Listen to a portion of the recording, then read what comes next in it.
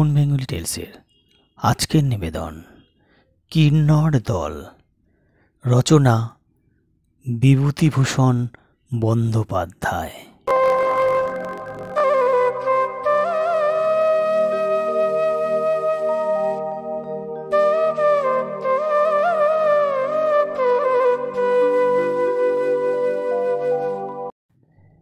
পাড়াটায় ৬-৭ ঘর ব্রাহ্মণের বাস মোটে। সকলেরই অবস্থাই খারাপ। পরস্পরকে ঠকিয়ে পরস্পরের কাছে ধার ধোর করে এরা দিন গুজরান করে। অবশ্যই কেউ কাউকে খুব ঠকাতে পারে না, কারণ সবাই বেশ হুঁশিয়ার। গরিব বলেই এরা বেশি কুচুটে ও হিংসুটে। কেউ কারো ভালো দেখতে পারে না বা কেউ কাউকে বিশ্বাস করে না। পূর্বেই বলেছি, সকলের অবস্থাই খারাপ এবং খানিকটা তার দরুন খানিকটা অন্য কারণে সকলের চেহারা খারাপ। কিশোরী মেয়েদেরও তেমন লালিত্য নেই মুখে। ছোট ছোট ছেলেরা এমন অপরিষ্কার অপরিচ্ছন্ন থাকে এবং এমন পাকা পাকা কথা বলে যে তাদের আর শিশু বা বালক বলে মনে হয় না। কাব্যে বা উপন্যাসে যে শৈশবকালের কতই প্রশস্তি পাঠ করা যায়, মনে হয় সেসব এদের জন্য নয়। এরা মাতৃগর্ভ থেকে ভূমিষ্ঠ হয়ে একেবারে প্রবীণত্বে পা দিয়েছে। পাড়ার এক ঘর গৃহস্থ আছে, তারা এখানে থাকে না। তাদের কোঠা বাড়িটা চাবি দেওয়া পড়ে আছে আজ 10-12 বছর। এদের মস্ত বড় সংসার ছিল, এখন প্রায় সবই মরে হেজে প্রায় 5টি প্রাণীতে দাঁড়িয়েছে। বাড়ির বড় ছেলে পশ্চিমে চাকুরি করে, মেজ ছেলে কলেজে পড়ে কলকাতায়, ছোট ছেলেটি জন্মবধি কালা ও বোবা। পিসিমার কাছে থেকে মূক ও বধির বিদ্যালয়ে পড়ে। বড় ছেলে বিবাহ করেনি, যদিও তার বয়স 30-32 হয়েছে। সে নাকি বিবাহের বিরোধী। শোনা যাচ্ছে যে এমনভাবেই জীবন কাটাবে। পাড়ার মধ্যে এরাই শিক্ষিত ও সচ্ছল অবস্থার মানুষ। সেজন্য এদের কেউ ভালো চোখে দেখে না। মনে মনে সকলেই এদের হিংসে করে এবং বড় ছেলে যে বিয়ে করবে না বলেছে, সে সংবাদে পাড়ার সবাই পরম সন্তুষ্ট। যখন সবাই ছোট ও গরিব, তখন একঘর লোক কেন এত ভার বাড়বে? বড় ছেলে বিয়ে করলেই ছেলে মেয়ে হয়ে জজ্জাল্যমান সংসার হবে 2 দিন পরে। সে কেউ সহ্য করতে পারবে না। মেজ ছেলে মুটে কলেজে পড়ছে, এখন সাপ হয় কি ব্যাঙ হয় তার কিছুই ঠিক নেই। তার বিষয়ে দুশ্চিন্তার এখনো কারণ ঘটেনি। তার বয়সও বেশি নয়। মজুমদার বাড়ির ভাঙার ওয়াকে দুপুরে পাড়ার মেয়েদের মেয়ে গজালি হয়। তাতে রায়গিন্নি, মুখুজ্জে গিন্নি, বোসগিন্নি, চক্রবর্তী গিন্নি প্রভৃতি তো থাকেই।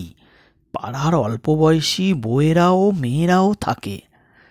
সাধারণত যেসব ধরনের চর্চা এ মজলিসে হয়ে থাকে, তা শুনলে নারী জাতি সম্বন্ধে লিখিত নানা সরস প্রশংসাপূর্ণ বর্ণনার সভ্যতার সম্বন্ধে ঘোর সন্দেহ উপস্থিত না হবে। তিনি নিঃসন্দেহ একজন খুব বড় ধরনের অপটিমিস্ট।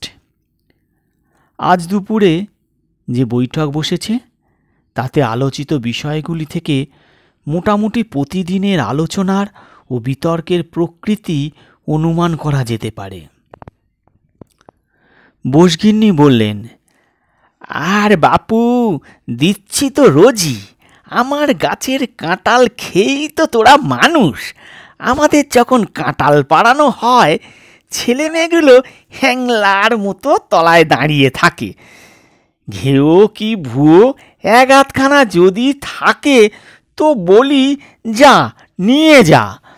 তোদের তো নেই, যা খেগে যা। তা কি পোড়ার মুখে কোনোদিন সুবাক্যি আছে? ও মা, আজ আমার মেয়ে 2টো লেবু তুলতে গিয়েছে ডোবার ধারের গাছে। তা বলে কি না রোজ রোজ লেবু তুলতে আসে। যেন সরকারি গাছ পড়ে রয়েছে আর কি। 24 জুড়ি কথা শুনিয়ে দিলে মন্টুর মা।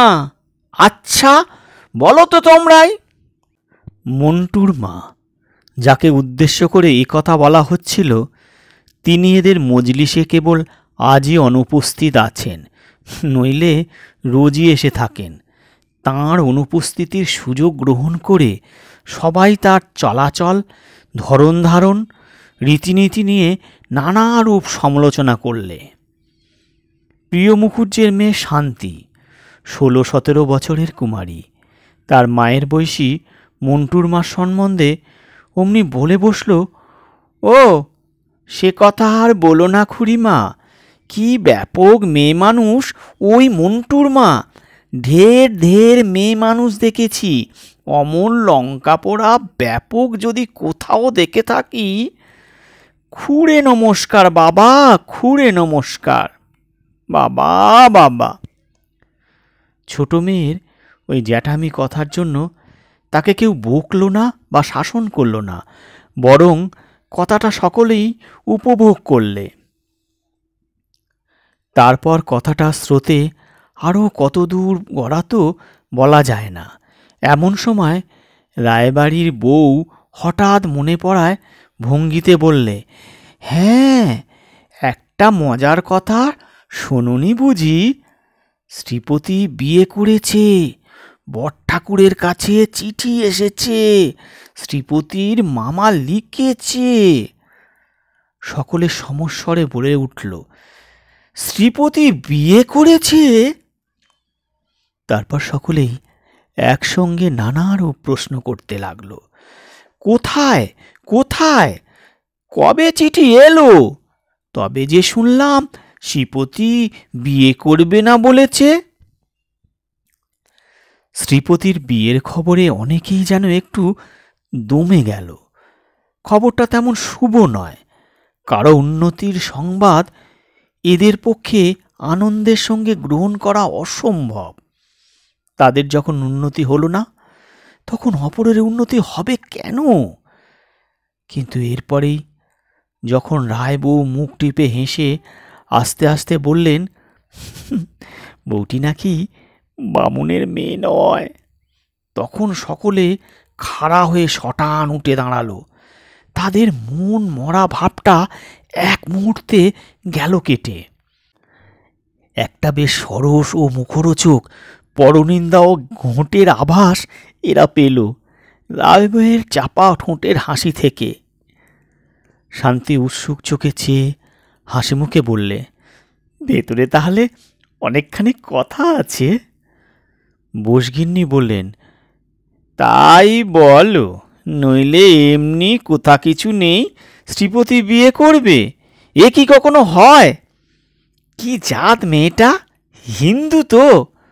অর্থাৎ তাহলে রগরটা আরও জমে। রায়বউ বললে, হিঁদুই, মেয়েটা বদ্যির বামুন। এদেশে বৈদ্যকে বলে থাকে বদ্যির বামুন। এ অঞ্চলের ত্রিসীমানায় বৈদ্যের বাস না থাকায় বৈদ্যজাতির সমাজতত্ত্ব সম্বন্ধে এদের ধারণা অত্যন্ত অস্পষ্ট। কারো বিশ্বাস ব্রাহ্মণের পরেই বৈদ্যের সামাজিক স্থান। তারা এক প্রকারের নিম্নবর্গের ব্রাহ্মণ, তার চেয়ে নিচু নয়। আবার কারো বিশ্বাস তাদের স্থান সমাজের নিম্নতর ধাপের দিকে। শান্তি বললে, বইয়ের বয়স কত? তা অনেক, শুনেছি 24-25। সকলে সমস্বরে আবার একটা বিস্ময়ের রোল তুললে। 24-25 পর্যন্ত মেয়ে আইবুড়ো ঘরে থাকে? ই আবার কোথাকার ছোট জাত রাম! ছি ছি ছি ছি ছি ছি। শান্তির মা বললেন, তাহলে মেয়ে আর নয়, মাগি বল। পাঁড় শশা বাপমা বুঝি ঘরে বীজ রেখেছিল? কে একজন মুখ টিপে হেসে বললে, বিধবা নয় তো? চক্রবর্তী গিন্নি বললেন, আগের পক্ষে ছেলে মেয়ে কিছু আছে নাকি মাগির?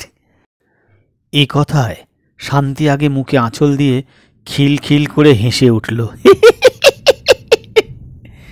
তারপরে বাকি সকলে তার সঙ্গে যোগ দিলে। হ্যাঁ, এটা একটা নতুন ও ভারী মজার খবর বটে। মেয়ে গজালির কিছুদিনের মতো খোরাক সংগ্রহ হলো। আমচুরি কাঁঠাল চুরির গল্প একটু একঘেয়ে হয়ে পড়েছিল। ঠিক পরের দিনই এক অপ্রত্যাশিত ব্যাপার ঘটল। শ্রীপতির মেজ ভাই উমাপতি গায়ে এসে বাড়ির চাবি খুলে লোক লাগিয়ে ঘরদোর পরিষ্কার করতে লাগল। তার দাদা বৌদিকে নিয়ে শিগগির আসবে এবং কিছুদিন নাকি গাঁয়েই বাস করবে। বৌদিদি পাড়াগা কখনো দেখেনি। গ্রামে আসবার তার খুব আগ্রহ। তার দাদাও কলকাতায় বদলি হবার চেষ্টা করছে। মেয়ে মজলিসে সবাই তো অবাক। শ্রীপতি কোন মুখে অজাতের বউ নিয়ে গায়ে এসে উঠবে? মানুষের একটা লজ্জা শরমও তো থাকে। করেই ফেলেছিস না হয় একটা অকাজ। এসব কি খ্রিস্টানি কাণ্ড কারখানা? কালে কালে হলো কি? আর সে ডিঙ্গি মাগিটারি বা কি ভরসা যে ব্রাহ্মণদের মধ্যে ব্রাহ্মণ পাড়ায় বিয়ের বউ সেজে সে কোন সাহসেই বা আসবে? শ্রীপতি অবশ্য বউ নিয়ে পৈতৃক বাড়িতে আসার বিষয়ে এঁদের মত জিজ্ঞাসা করেননি।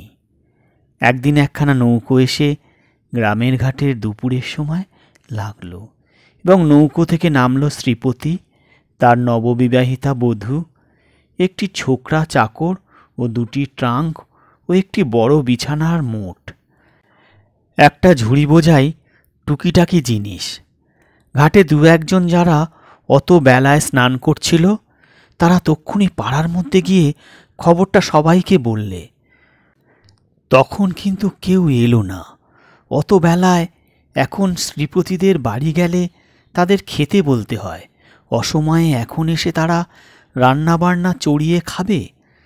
সেটা প্রতিবেশী হয়ে হতে দেওয়া কর্তব্য নয়। কিন্তু সে ঝঞ্ঝাট ঘাড়ে করবার চেয়ে এখন না যাওয়াই বুদ্ধির কাজ। কিন্তু রসু চক্রবর্তী আর প্রিয় মুখুজ্জের বাড়ির মেয়েরা অত সহজে রেহাই পেল না।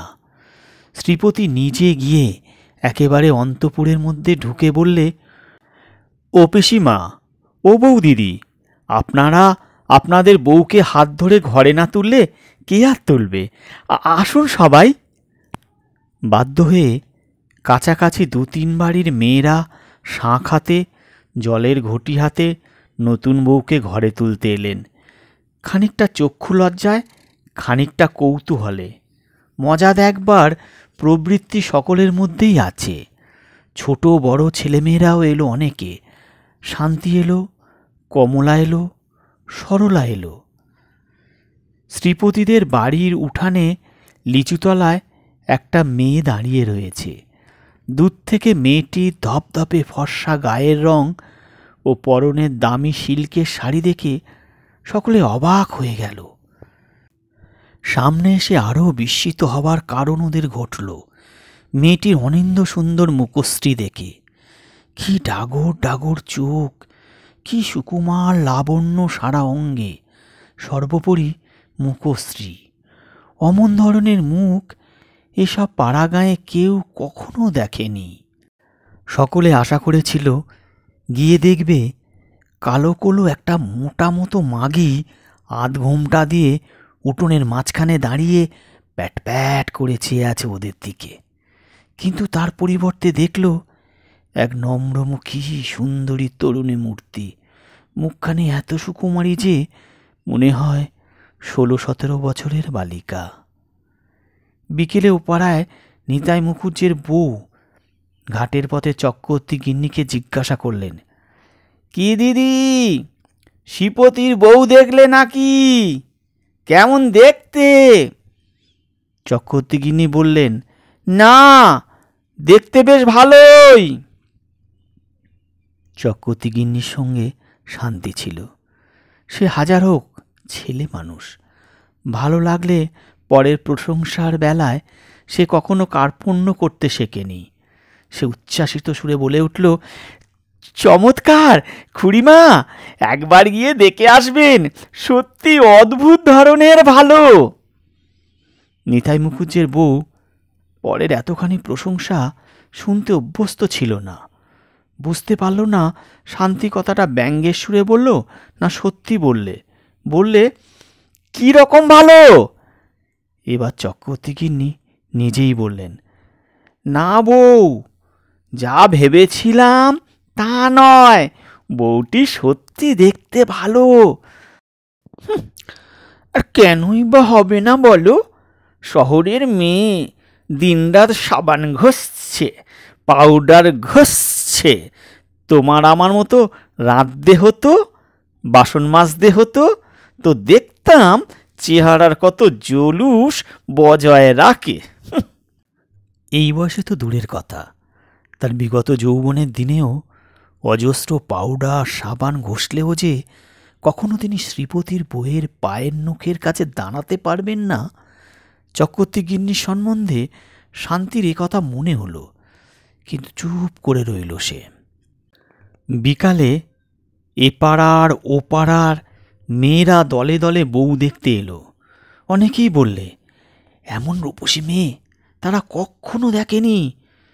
কেবল হরিচরণ রায়ের স্ত্রী বললেন, আর বছর তারকেশ্বরে যাবার সময় ব্যান্ডেল স্টেশনে তিনি একটা বউ দেখেছিলেন, সেটা এর চেয়েও রূপসী। মেয়ে মজলিসে পরদিন আলোচনার একমাত্র বিষয় দাঁড়ালো শ্রীপতির বউ। দেখা গেল তার রূপ সম্বন্ধে দুমত নেই সভ্যদের মধ্যে, কিন্তু তার চরিত্র সম্বন্ধে নানা রকম মন্তব্য অবাধে চলছে। ধারণ যেন কেমন কেমন, অত সাজগোজ কেন রে বাপু? ভালো ঘরের মেয়ে নয়, দেখলেই বোঝা যায়। বাসন মাজতে হলে ও হাত আর বেশি দিন অত সাদাও থাকবে না, নরমও থাকবে না, ঠেলা বুঝবেন পাড়া গাঁয়ের। গলায় নেকলেস ঝুলুতে আমরাও জানি, বেশ একটু ঠেকারে, পাড়া গাঁয়ের মাটিতে যেন গুমুড়ে পা পড়ছে না এমন ভাব। বামুনের ঘরে বিয়ে হয়ে ভাবছে যেন কি। তা তো হবেই, বদ্যির বামুনের মেয়ে, বামুনের ঘরে এসেছে, ও 7 পুরুষের সৌভাগ্যী না। নববধূর সপক্ষে বললে কেবল শান্তি ও কমলা। শান্তি ঝাঁঝের সঙ্গে বললে, তোমরা কারো ভালো দেখতে পারো না বাপু, কেন ওসব বলবে একজন ভদ্র ঘরের মেয়ের সম্বন্ধে?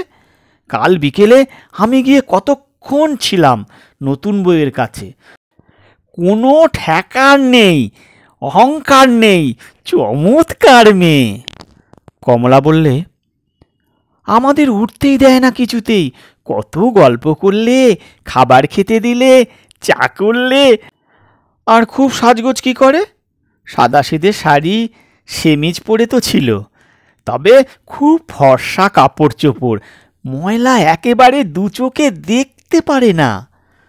শান্তি বললে, ঘরগুলো এরই মধ্যে কি চমৎকার সাজিয়েছে, আয়না, পিকচার, দোপাটি ফুলের তোড়া বেঁধে ফুলদানিতে রেখে দিয়েছে। শ্রীপতিদার বাপের জন্মে কখনো অমন সাজানো ঘর ধরে বাস করেনি। ভারী ফিটফাট গোছালো বউটি।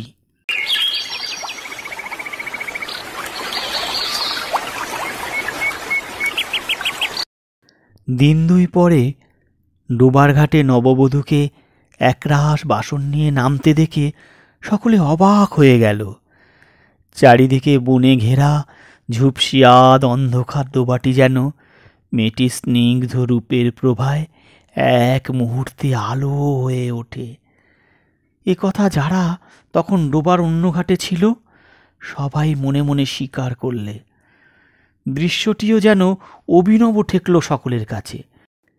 এমন একটা পচা এঁদো জঙ্গলে ভরা পাড়া গেঁয়ে ডোবার ঘাটে সাধারণ কালো কোলো আধময়লা শাড়ি পরা স্ত্রীহীন ঝিবু বা ত্রিকাল উত্তীর্ণা পৌর বিধবাদের গামছা পরিহিতা মূর্তি দেখা যায় বা দেখার আশা করা যায়।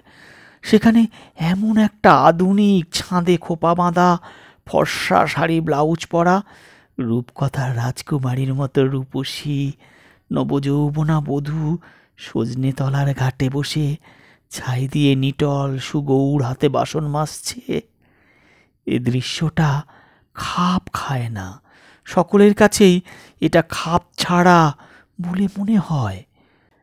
প্রৌঢ়ারাও ভেবে দেখলেন গত ২০-৩০ বছরের মধ্যে এমন ঘটনা ঘটেনি এই ক্ষুদ্র ডোবার ইতিহাসে।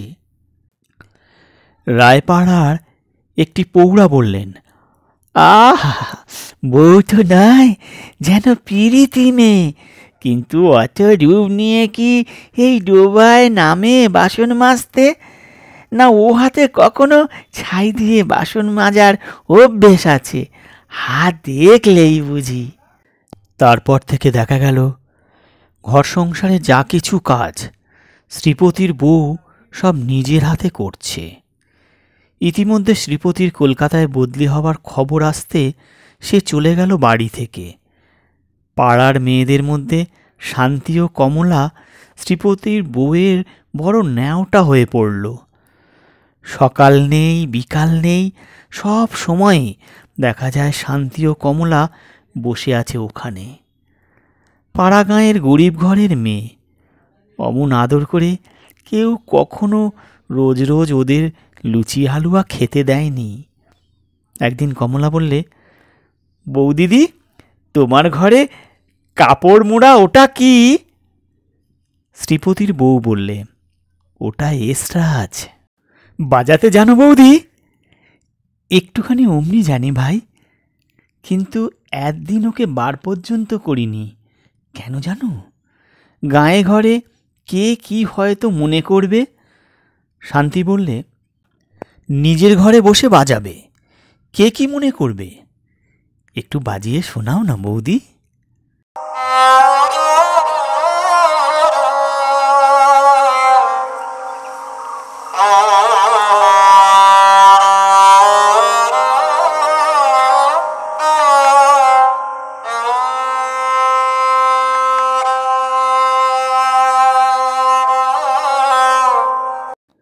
একটু পরে রায়গিন্নি ঘাটে যাবার পথে শুনতে পেলেন শ্রীপতির বাড়ির মধ্যে কে বেহালা নাকি বাজাচ্ছে, চমৎকার মিষ্টি। কোনো ভিখারি গান গাইছে বুঝি। দাঁড়িয়ে দাঁড়িয়ে খানিকক্ষণ শুনে তিনি ঘাটে চলে গেলেন। ঘাটে গিয়ে তিনি মজুমদার বউকে বললেন কথাটা।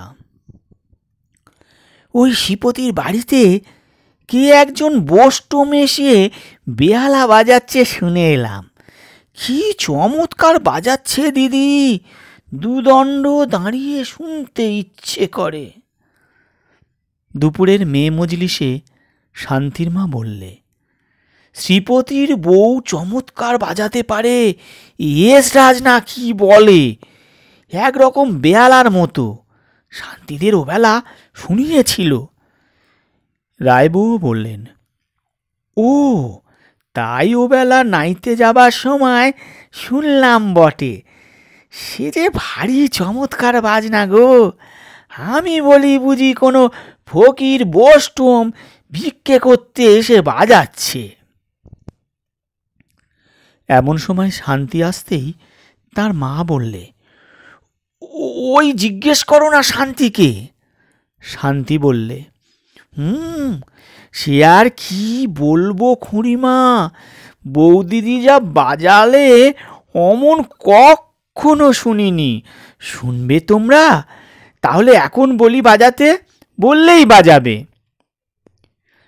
শান্তি শ্রীপতিদের বাড়িতে চলে যাবার অল্প পরেই শোনা গেল শ্রীপতির বউয়ের এসরাজ বাজনা। অনেকক্ষণ কারো মুখে কথা রইল না।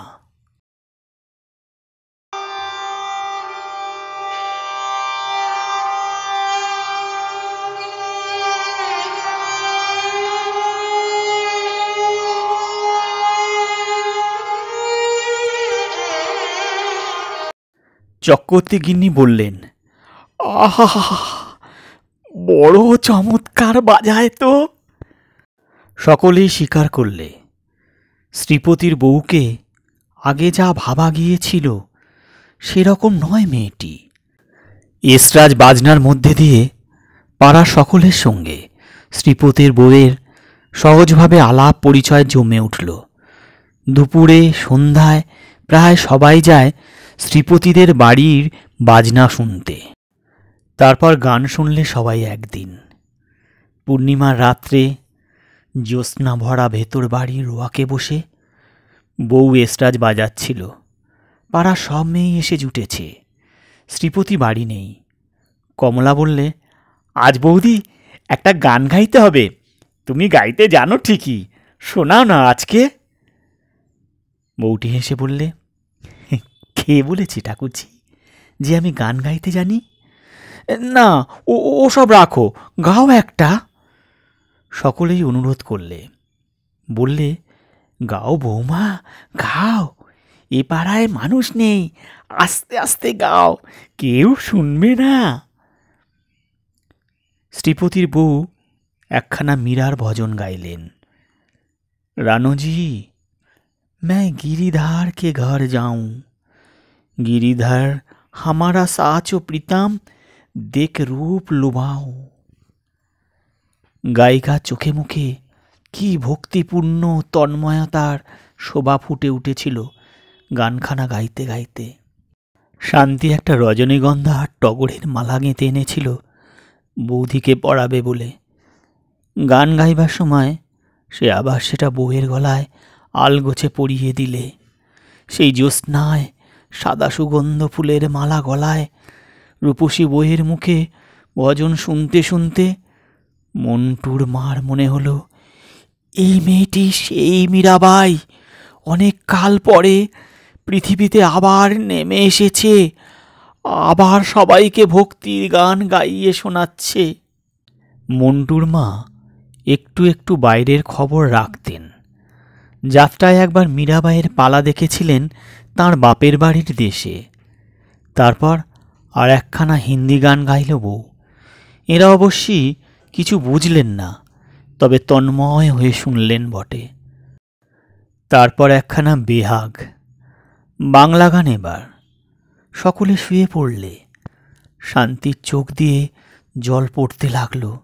অনেকে দেখলে বউয়েরও চোখ দিয়ে জল পড়ছে গান গাইতে গাইতে। রূপসী নায়িকা একেবারে যেন বাচ্য জ্ঞান ভুলে গিয়েছে গানে তন্ময় হয়ে। সেদিন থেকে সকলে শ্রীপতির বউকে অন্য চোখে দেখতে লাগল।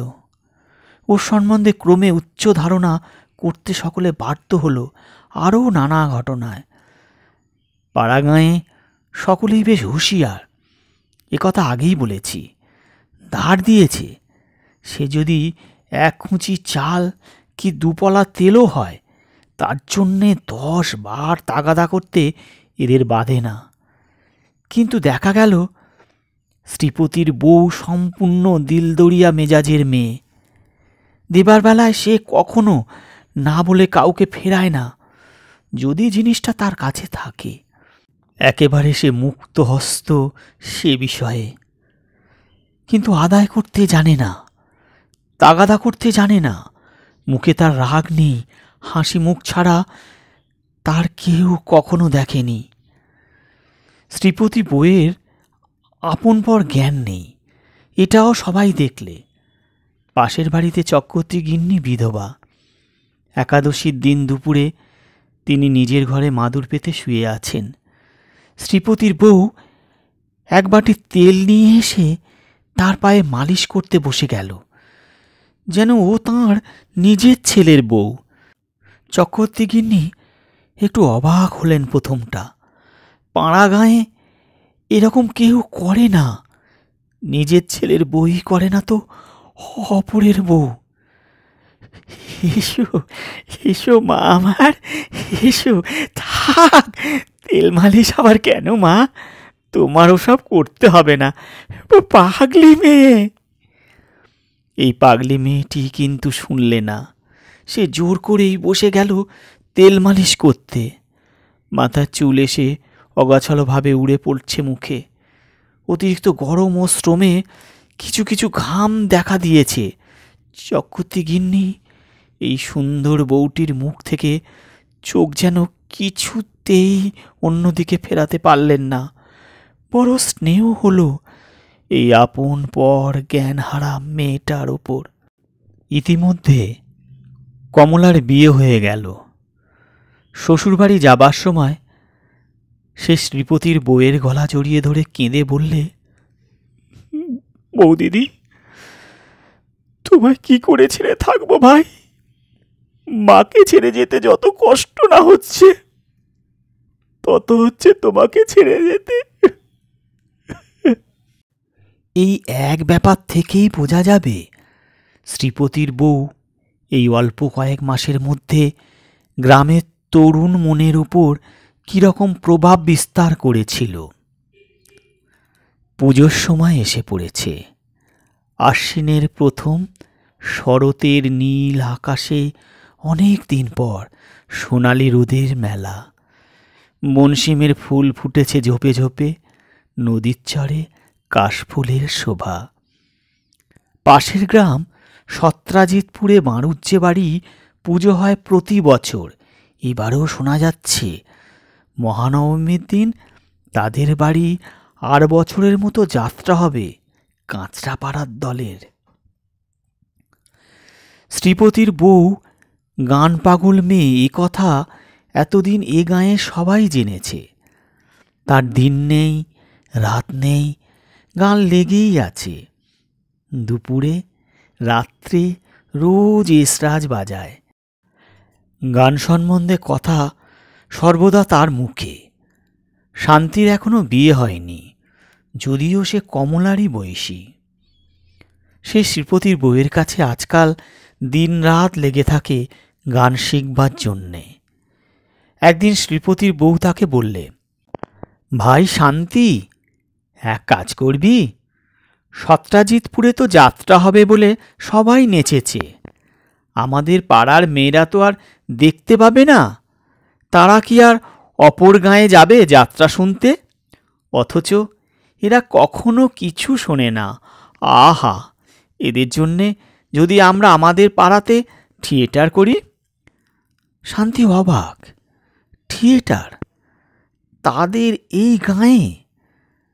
থিয়েটার জিনিসটার নাম শুনেছে বটে সে, কিন্তু কখনো দেখেনি। বললে, কি করে করবে বৌদি? কি যে তুমি বলো, তুমি একটা পাগল। শ্রীপতির বউ হেসে বললে, সেসব বন্দোবস্ত আমি করব এখন, তোকে ভেবে মরতে হবে না। দেখ না কি করি। সপ্তাহখানেক পরে শ্রীপতি যেমন শনিবারের দিন বাড়ি আসে তেমনি এলো। সঙ্গে 3টে বড় মেয়ে ও 2টো ছোট মেয়ে ও 4-5টি ছেলে। বড় মেয়ে 3টে 16-17 এমনই বয়স, সকলেই বাড়ি সুন্দরী। ছোট মেয়ে 2টির মধ্যে যেটির বয়স বছর 13, সেটি অত সুবিধের নয়, কিন্তু যেটির বয়স আন্দাজ 10। তাকে দেখে রক্তমাংসের জীব বলে মনে হয় না, মনে হয় যেন মোমের পুতুল। ছেলেদের বয়স 15-র বেশি নয় কারো। সকলেই সুবেশ, পরিষ্কার পরিচ্ছন্ন। শান্তির মা এবং চক্রবর্তী গিন্নি তখন সেখানে উপস্থিত ছিলেন। শ্রীপতির বউ ওদের দিকে ছুটে গেল রোয়াক থেকে উঠোনে নেমে। উচ্ছ্বাসিত আনন্দের সুরে বললে, এই যে রমা, পিন্টু, তারা, এই যে শিবু, আয় আয় সব, কেমন আছিস? কতদিন দেখিনি তোদের। রমা বলে 16-17 বছরের সুন্দরী মেয়েটি ওর গলা জড়িয়ে ধরলে। সকলেই ওকে প্রণাম করে পায়ের ধুলো নিলে। দিদি, কেমন আছিস ভাই? একটু রোগা হয়ে গেছিস দিদি। ও, কতদিন যে তোকে দেখিনি। দাদাবাবু যখন বললেন তোর এখানে আসতে হবে, আমরা তো আইডিটোলাতে মিউজিক কম্পিটিশন ছিল, নাম দিয়েছিলাম, ছেড়ে চলে এলাম। মেয়েগুলির মুখ, রং ও গড়ন শ্রীপতির বউয়ের মতো। রমা তো একেবারে হুবহু ওর মতো দেখতে, কেবল যা কিছু বয়সের তফাৎ। জানা গেল মেয়ে 2টির মধ্যে রমা ও তার ছোট সতী এবং ছেলেদের মধ্যে 12 বছরের ফুটফুটে ছেলে শিবু শ্রীপতির বউয়ের আপন ভাই বোন। বাকি সবাই কেউ খুড়তুতো, কেউ জ্যাঠতুতো ভাই বোন। ক্রমে আরও জানা গেল শ্রীপতির বউ এদের চিঠি লিখিয়ে আনিয়েছে থিয়েটার করানোর জন্য। পাড়া সবাই রূপ দেখে অবাক। এসব পাড়া গাঁয়ে অমন চেহারা ছেলে মেয়ে কেউ কল্পনাই করতে পারে না। 10 বছরের সেই ছেলেটির নাম পিন্টু। সে শান্তির ন্যাওটা হয়ে গেল। সে আবার সাঁতার দেবার জন্য নীল রঙের পোশাক এনেছে। সিক্ত নীল পোশাক, সুগৌর দেহ। যখন সে নদীর ঘাটে স্নান করে উঠে দাঁড়ায়, তখন ঘাট শুদ্ধ মেয়েরা বোসগিন্নি, মন্টুর মা, মজুমদার গিন্নি ওর দিকে হাঁ করে চেয়ে থাকে। রূপ আছে বটে ছেলেটির। শান্তি দস্তুর মতো গর্ব অনুভব করে যখন পিন্টু অনুযোগ করে বলে, আহ শান্তিদি, আসুন না উঠে, ভিজে কাপড়ে কতক্ষণ দাঁড়িয়ে থাকবো, আসুন বাড়ি যাই। পুজো এসে পড়ল। এ গাঁয়ে কোনো উৎসব নেই পুজোয়। গরিবের গাঁয়ে পুজো কে করবে? দূর থেকে সত্রাজিৎপুরের বাঁড়ুজ্যে বাড়ির ঢাক শুনেই গাঁয়ের মেয়েরা সন্তুষ্ট হয়। মেন গাঁয়ে গিয়ে মেয়েদের পুজো দেখবার রীতি না থাকায় অনেকে 10-15 কি 20 বছর দুর্গা প্রতিমা পর্যন্ত দেখেনি। মেয়েদের জীবনে কোনো উৎসব আমোদ নেই এ গাঁয়ে। শ্রীপতির বউ তাই একদিন শান্তিকে বলেছিল, সত্যি কি করে যে তোরা থাকিস ঠাকুরজি, একটু গান নেই, বাজনা নেই, বই পড়া নেই, মানুষ যে কেমন করে থাকে এমন করে। বোধহয় সেই জন্যই এত উৎসবের সঙ্গে ও লেগেছিল থিয়েটারের ব্যাপারে। শ্রীপতিদের বাড়ির লম্বা বারান্দার একধারে তক্তপোষ পেতে দড়ি টাঙিয়ে হলদে শাড়ি ঝুলিয়ে স্টেজ করা হয়েছে। শ্রীপতির বউ ভাইদের নিয়ে সকাল থেকে খাটছে। শান্তি বললে, তুমি এত জানলে কি করে বৌদি? রমা বললে, তুমি জানো না দিদিকে শান্তিদি? দিদি অল বেঙ্গল মিউজিক কম্পিটিশনে। শ্রীপতির বউ ধমক দিয়ে বোনকে থামিয়ে দিয়ে বললে, আহ নে নে যা, অনেক কাজ বাকি, এখন তোর অত বক্তৃতা করতে হবে না দাঁড়িয়ে। রমা না থেমে বললে, আর খুব ভালো পাঠ করবার জন্যেও সোনার মেডেল পেয়েছে। যতবার পয়লা বৈশাখের দিন আমাদের বাড়িতে থিয়েটার হয়, দিদি তো তার পান্ডা। জানো আমাদের কি নাম দিয়েছেন জ্যাঠামশাই? শ্রীপতির বউ বললে, আবার? রমা হেসে থেমে গেল। মহাষ্টমীর দিন আজ। শুধু মেয়েদের আর ছোট ছোট ছেলেদের নিয়ে থিয়েটার দেখবে শুধু মেয়েরাই। সমস্ত পাড়া কুড়িয়ে সব মেয়ে এসে জুটেছে থিয়েটার দেখতে। ছোট্ট নাটকটি শ্রীপতির বউয়ের জ্যাঠামশায়ের নাকি লেখা। রাজকুমারীকে ভালোবেসেছিল তাঁরই প্রাসাদের একজন পরিচারিকার মেয়ে। ছেলেবেলায় দুজনে খেলা করেছে। বড় হয়ে দিগ্বিজয়ে বেরুলেন রাজপুত্র। অন্য দেশে রাজকুমারী ভদ্রাকে বিবাহ করে ফিরলেন। পরিচারিকার মেয়ে অনুরাধা তখন নবযৌবনা কিশোরী, বিকশিত মল্লিকা পুষ্পের মতো শুভ্র পবিত্র। খুব ভালো নাচতে গাইতে শিখেছিল সে ইতিমধ্যে। রাজধানীর সবাই তাকে চেনে জানে। নৃত্যের অমর রূপ দিতে কেউ পারে না। এদিকে ভদ্রাকে রাজ্যে এনে রাজকুমার এক উৎসব করলেন। সে সবাই অনুরাধাকে নাচতে গাইতে হলো রাজপুত্রের সামনে। ভাড়া করা নর্তকী হিসেবে। তার বুক ফেটে যাচ্ছে, অথচ সে একটা কথাও বললে না। নৃত্যের মধ্যে দিয়ে, সঙ্গীতের মধ্যে দিয়ে জীবনের ব্যর্থ প্রেমের বেদনা সে নিবেদন করলেন প্রিয়জনের উদ্দেশ্যে। তারপর কাউকে কিছু না বলে দেশ ছেড়ে পরদিন একা কোথায় নিরুদ্দেশ হয়ে গেল। শ্রীপতির বউ অনুরাধা, রমা ভদ্রা, ওর অন্য সব ভাই বোনেরাও অভিনয় করলে। শ্রীপতির বউ বেশভূষায়, রূপে, গলে দোদুল্যমান জুঁই ফুলের মালায় যেন প্রাচীন যুগের রূপকথার রাজকুমারী। রমাও তাই। গানে গানে অনুরাধা তো স্টেজ ভরিয়ে দিলে। আর কি অপূর্ব নৃত্যভঙ্গি! সতী, রমা, পিন্টুও কি চমৎকার অভিনয় করলে, আর কি চমৎকার মানিয়েছে ওদের। তারপর বহুকাল পরে পথের ধারে মুমূর্ষ অনুরাধার সঙ্গে রাজপুত্রের দেখা। সে বড় মর্মস্পর্শী করুণ দৃশ্য।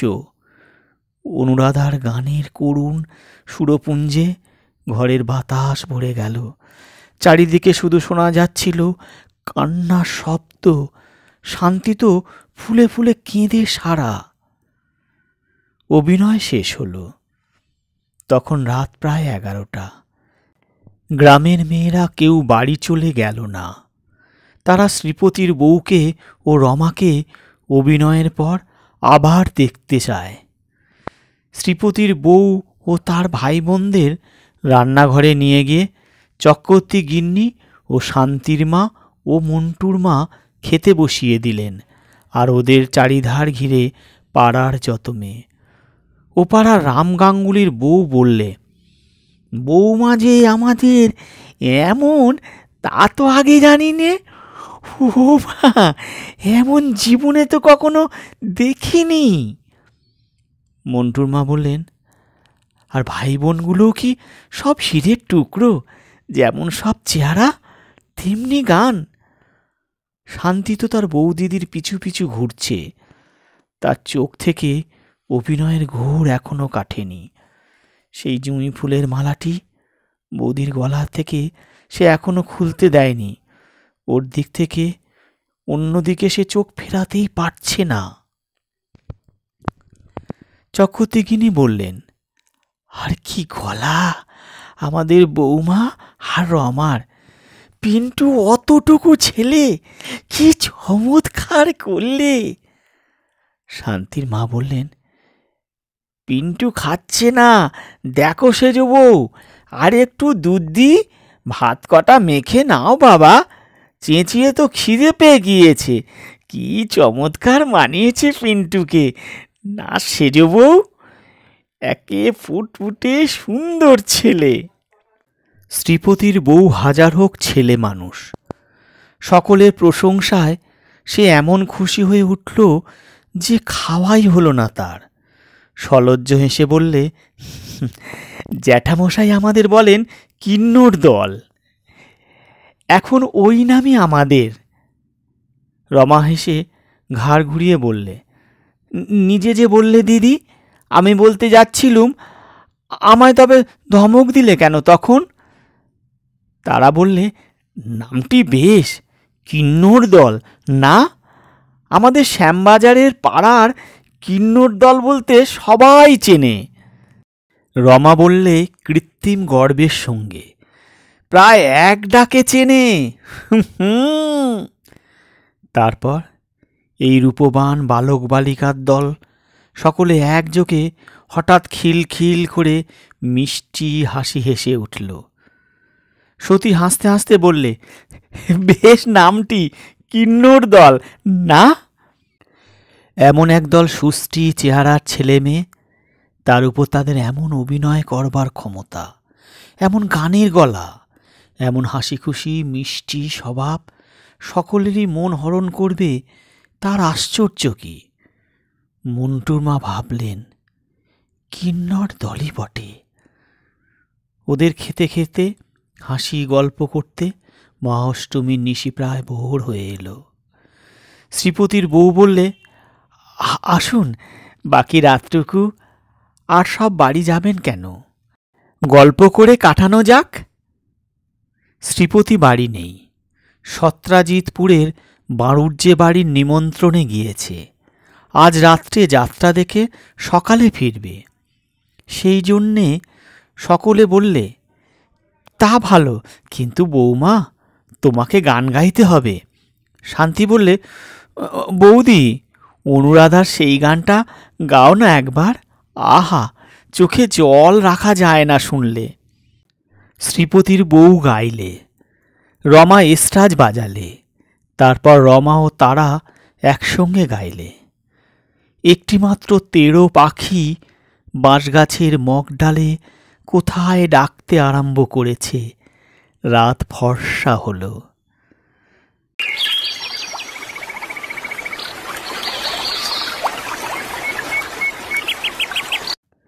সে মহা অষ্টমীর রাত থেকে গ্রামের সবাই জানলে শ্রীপতির বউ কি ধরনের মেয়ে। কেবল তারা জানলে না যে শ্রীপতির বউ প্রতিভাশালী গায়িকা, সত্যিকারের আর্টিস্ট। সে ভালোবেসে শ্রীপতিকে বিয়ে করে এই পাড়াগাঁয়ের বনবাস মাথায় করে নিজের উচ্চাকাঙ্ক্ষা ছেড়ে যশের আশা, অর্থের আশা, আর্টের চর্চা পর্যন্ত ত্যাগ করেছে। তবু গানের ঝোঁক ওকে ছাড়ছে না। ভূতে পাওয়ার মতো পেয়ে বসে দিনরাত, তাই ওর মুখে গান লেগেই আছে। তাই আজ মহাষ্টমীর দিন সেই নেশার টানেই এই অভিনয়ের আয়োজন করেছে। শান্তি কিছুতেই ছাড়তে চায় না ওকে, বলে, তুমি কোথাও যেও না বৌদিদি, আমি মরে যাব, এখানে তিষ্ঠুতে পারবো না।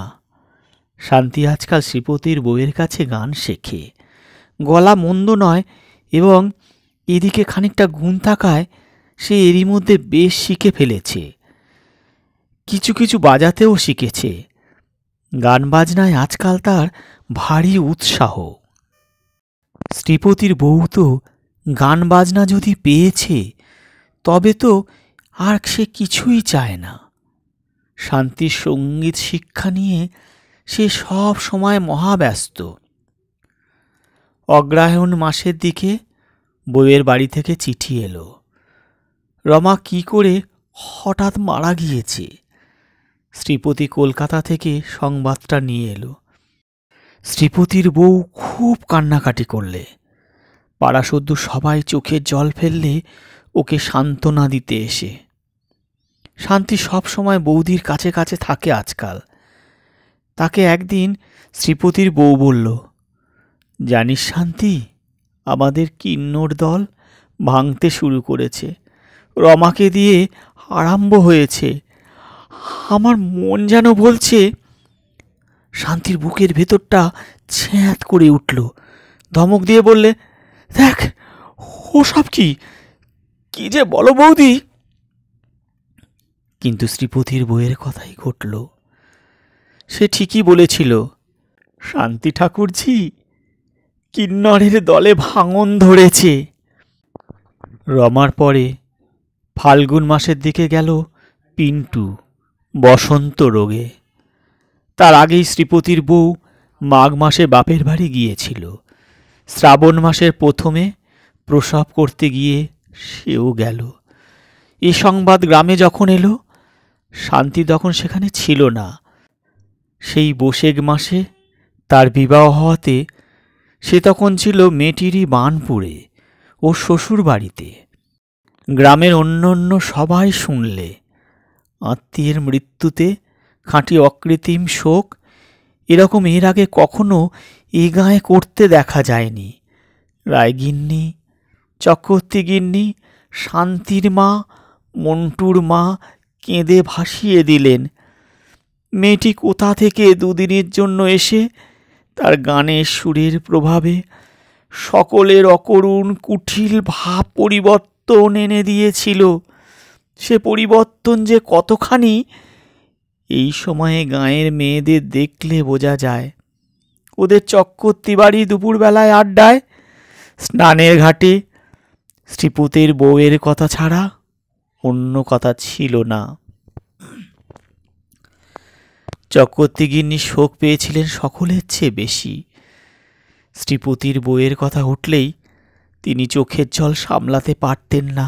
বলতেন, দুদিনের জন্য এসে মা আমার কি মায়ায় দেখিয়ে গেল। আমার পেটের মেয়ে অমন কখনো করেনি। আমার পোড়া কপাল, সে কখনো এ কপালে টেকে। মন্টুর মা বলতেন, সে কি আর মানুষ?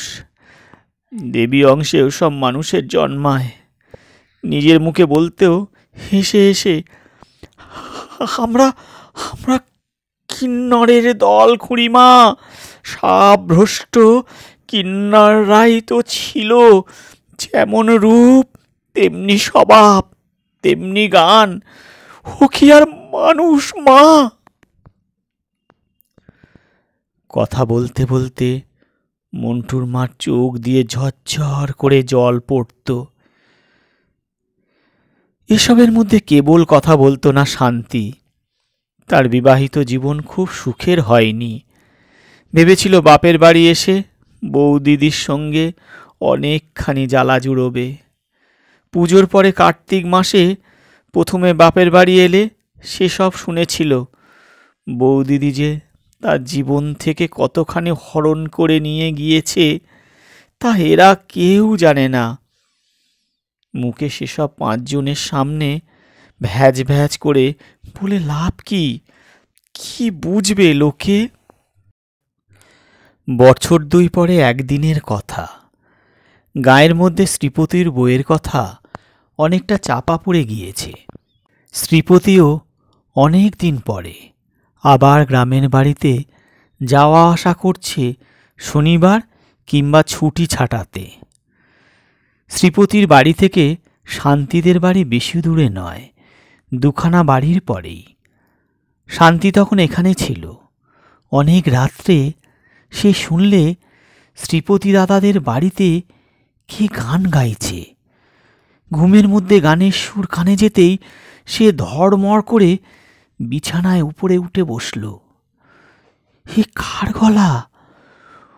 ওর গা শিউড়ে উঠল। ঘুমের ঘোরে এক মুহূর্তে ছুটে গেল। কখনো সে ভুলবে না জীবনে এ গান, এ গলা। সেই প্রথম পরিচয়ের দিনে ওদের রোয়াকে জ্যোৎস্না রাত্রে বসে এই গানটাই বৌদিদি প্রথম গেয়েছিল।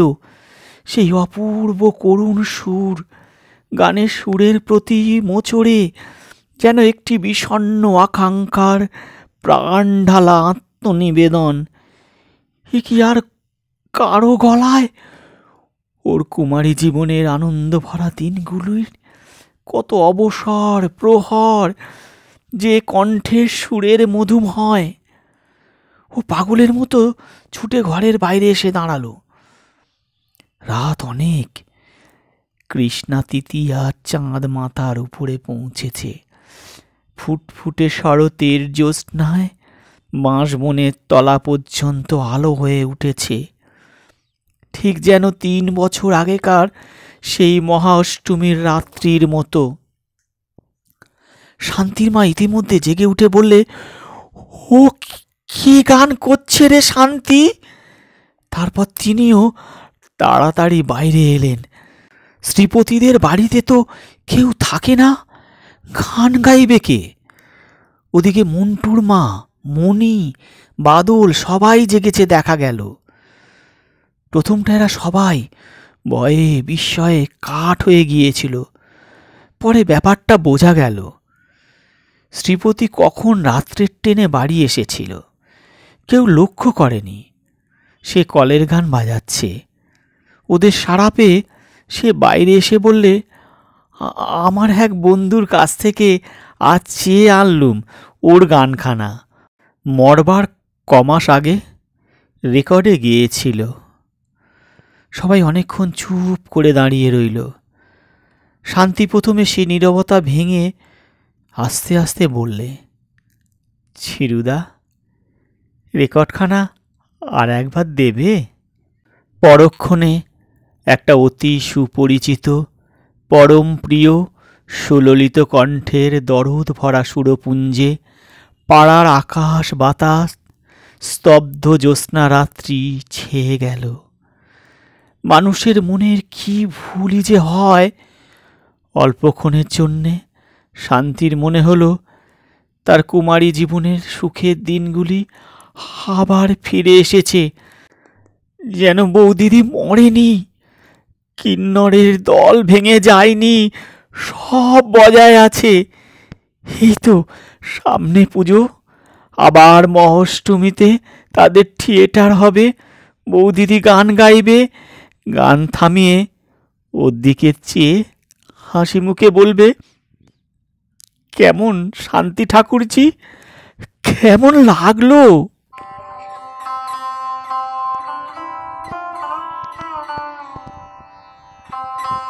শেষ হলো মোহন বেঙ্গলি টেলসের আজকের নিবেদন বিভূতিভূষণ বন্দ্যোপাধ্যায়ের কিন্নর দল। ধন্যবাদ।